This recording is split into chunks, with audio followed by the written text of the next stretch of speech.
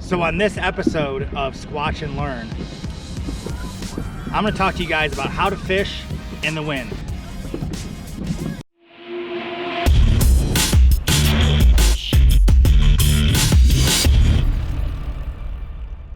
So most people, especially in kayaks, think wind is the enemy. Wind is the worst thing. If it's windy out, we're not going fishing. But let me tell you what, I like to go out when there's a little bit of a breeze versus no wind at all, and here's why. Not only does the wind help move bait fish around and help direct fish over certain parts of structure and cover, so it's easier to find the fish actually when there's wind, and it makes the fish a little more aggressive. But also, I use the wind for my advantage. So for example, in a kayak, what I'll do is I'll go to the furthest point from the launch to the furthest point that I'm going to fish against the wind. That way the wind can direct me all the way back to the launch, and the whole way back I'm not fighting the wind anymore.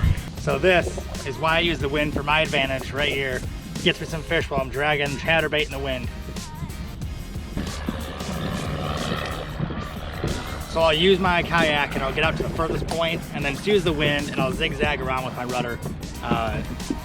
Makes it really simple. That way I'm not paddling, I'm not pedaling even. Just using the rudder to steer and let the wind drift me along. It also helps me with my retrieve because I can drag a bait on the bottom, or I can move, if I'm moving fast enough, I can move a chatterbait or a square bill and let the speed of the wind just keep it at a slow wobble. Keeps it moving consistently.